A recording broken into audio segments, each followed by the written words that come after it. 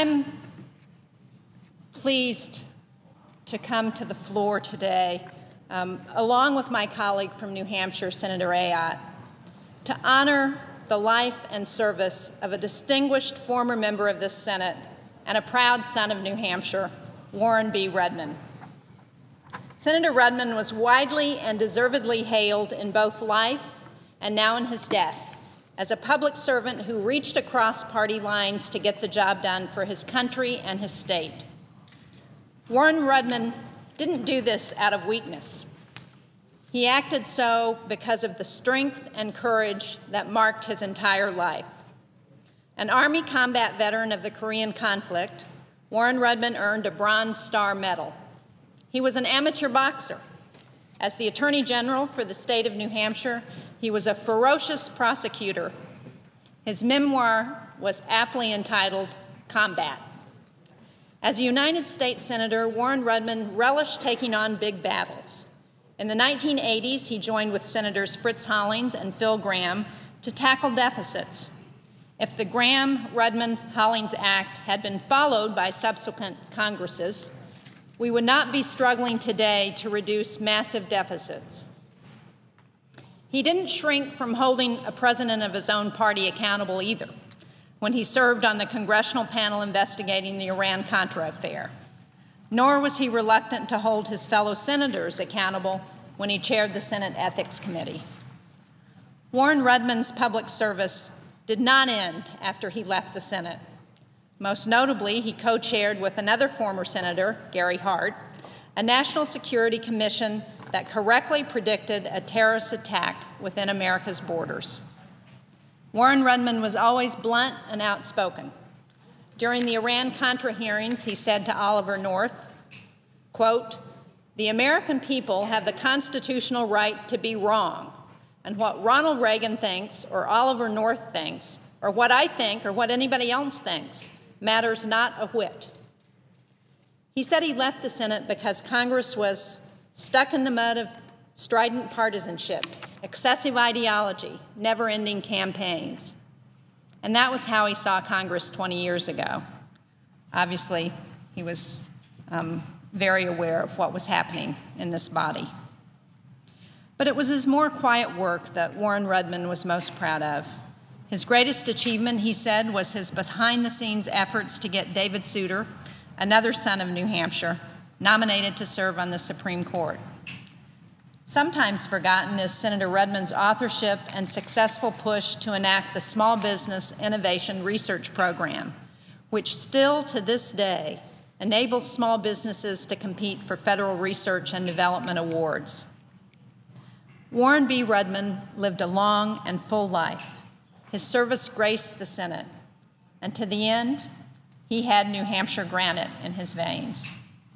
Thank you, Mr. President. I yield the floor.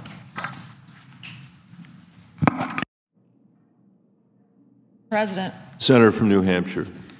Thank you, Mr. President. I join my colleague from New Hampshire, Senator Shaheen, in paying tribute to honor the life and legacy of Warren Rudman. Warren Rudman was a senator from New Hampshire whose intellect, courage, and conviction brought great honor to this institution.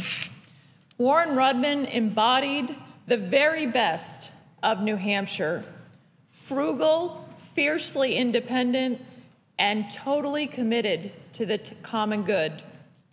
He didn't aspire to be a politician, but when he saw his country was headed in the wrong direction, he stepped up to serve, and his focus was always doing the right thing for our country and the people of New Hampshire.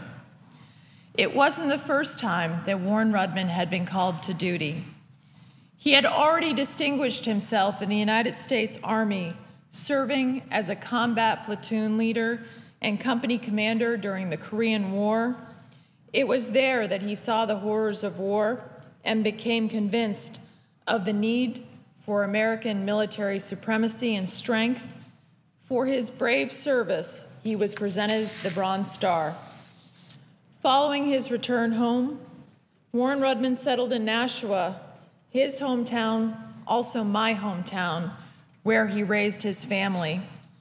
After completing law school, Warren entered private practice, where he remained until he was called to serve once again. Only this time, he was recruited to bring his energy and ideas to New Hampshire state government. Warren quickly proved himself as Governor Peterson's chief of staff, and then at age 39, he was appointed to serve as New Hampshire's Attorney General. I'm very proud to have also served as New Hampshire's Attorney General, and in my view, I believe Warren Rudman is probably the greatest Attorney General to serve in New Hampshire's history. He modernized the Office of the Attorney General to meet the needs of a changing state. He was a tough-on-crime Attorney General who personally tried criminal cases. Warren Rudman earned a reputation for standing firm on principle, even when it wasn't popular. It was perfect practice for the battles that he would later fight here in Washington on behalf of the people of this country. Warren ran for the Senate in 1980 because the issues that he cared about were being neglected. He believed in a strong national defense, and he saw the nation's fiscal situation careening dangerously off course. He was worried about the threat that it presented to our country's future. As a first-term senator, that's where Warren Rudman truly made his mark. And that's certainly not easy to do as a first-term senator. But it showed his character, his leadership, his persistence, because Warren Rudman's name will forever be linked with his landmark effort to rein in federal spending. The Graham-Rudman legislation was born of the bold idea that the federal government shouldn't spend beyond its means. When it was signed into law, annual deficits were $200 billion. Can you imagine how much better off we'd be today if we had heeded Warren Rudman's warnings and truly followed through on the work that he did in this body? Warren's zeal for responsible government went beyond reducing spending. As a former prosecutor, he was seen by his colleagues as someone who was committed to fairness, truth, and independence. When the Iran-Contra scandal erupted in 1986, the Senate moved to investigate, and Warren Rudman was selected to serve as the committee's top Republican. At the outset, he made one thing clear that always guided Warren Rudman in everything that he did. I consider myself, this is what he said, I consider myself an American first and a Republican second. It was a commitment that he kept, leading to where he led a nonpartisan inquiry that pursued the facts. He saw himself as asking tough questions on behalf of the American people, and he expected answers. With the nation in turmoil, Warren Rudman stood firm for the rule of law. His rigorous commitment to uncovering the truth brought credit to this body and great pride to the people of New Hampshire. Of course, representing their interests was always Warren Rudman's true passion. Warren Rudman had New Hampshire in his blood, and he brought New Hampshire common sense to Capitol Hill.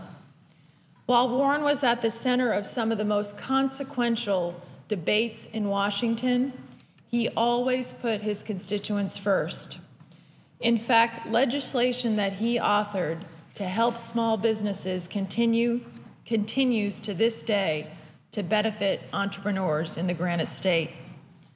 Shortly after arriving in the Senate, the first bill that he introduced on behalf of the state of New Hampshire and our country was a bill called the Small Business Innovation Research Act, which is aimed to bolster high-tech companies, smaller high-tech companies in New Hampshire and across the nation. To this day, the SBIR program continues to help small defense and technology companies through competitive grants, and it has been a very important program, which was the idea of Warren Rudman the day that he came to the Senate. Is so impressive. Senator Shaheen and I have proudly worked together across party lines to make sure that this important program continues to be effective. Warren Rudman will be remembered as a statesman, someone who loved his country and wanted to make it better. In bidding farewell to the Senate in 1992, he expressed gratitude for the opportunity to serve with such talented colleagues in this esteemed body.